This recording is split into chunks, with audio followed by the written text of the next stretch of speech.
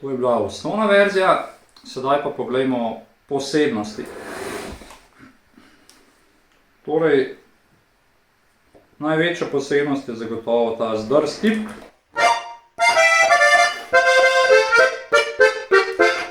Poskušajte čim več tipk podrsati nekako do te izhodiščne. Če je to pretežko, enostavno začnite s tem.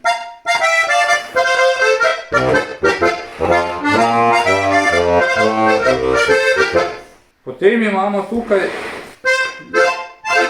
to je malo lažje speljati kot uvod.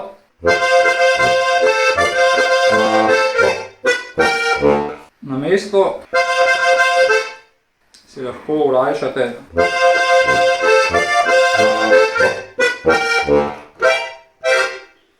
tukaj je v resnici mol. Torej G-mol. Primete tukaj, če bi spremljali. Zelo na kratko, pravih basov za ta mol ni, tako da lahko igrate. Oziroma C7.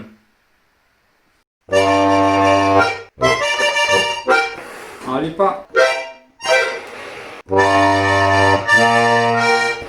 se pravi te dva basa.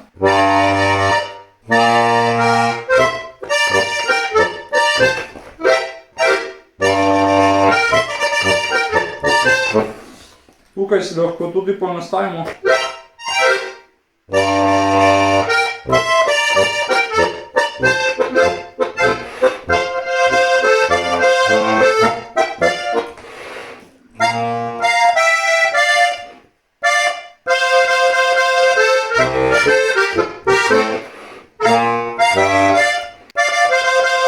Spravite prvič je tako.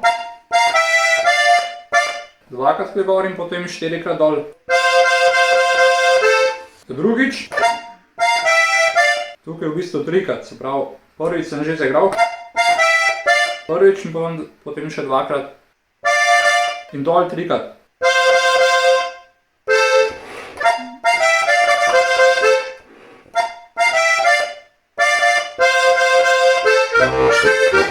Tako to so te finte. Seveda lahko si pač zopet ponastavite.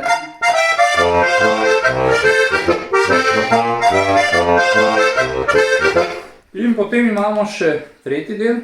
Tretji del je en izmed misterijev v narodno-zabavni glasbi.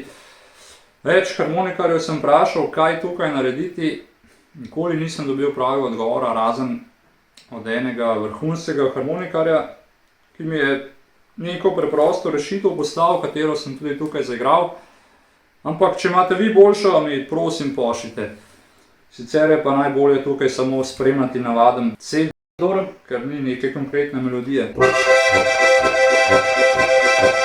Ves čas je v bistvu isti dur. Tole, kot ste prej videli, sem naredil.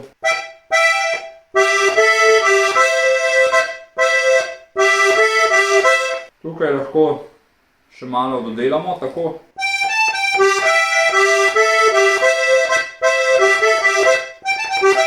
Ko je pa drugič, tretji del, gre pa v zgornjo vrsto, torej v B.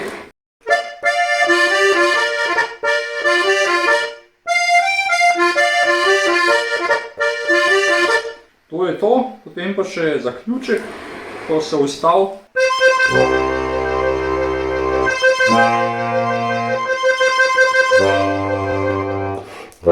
Tukaj se sami odločite, kako hitro in kako hitro boste potem zaključili, ker se tempo stopnjuje čedalje hitreje do konca. To so bile te posebnosti. Zdaj pa poglejmo še dodatne prijeme.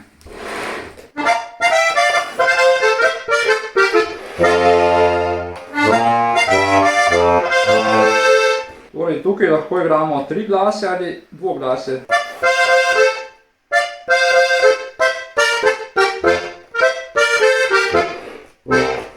In potem na začetku v bistvu on igra tako.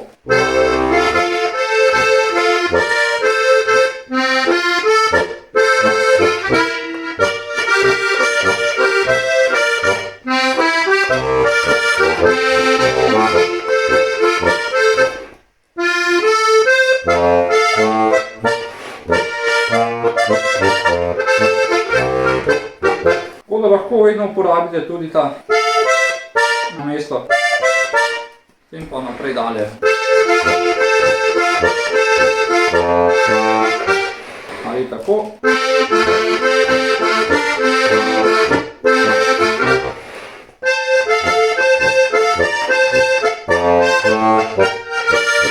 Tukaj praktično ni omejitev.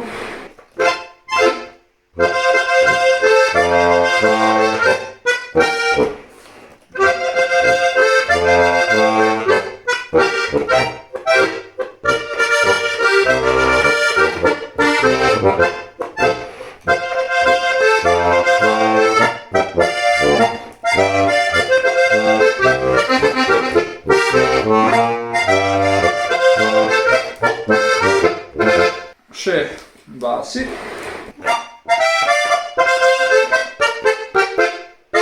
Da sem ne igra bas, ampak lahko jih tudi vključite.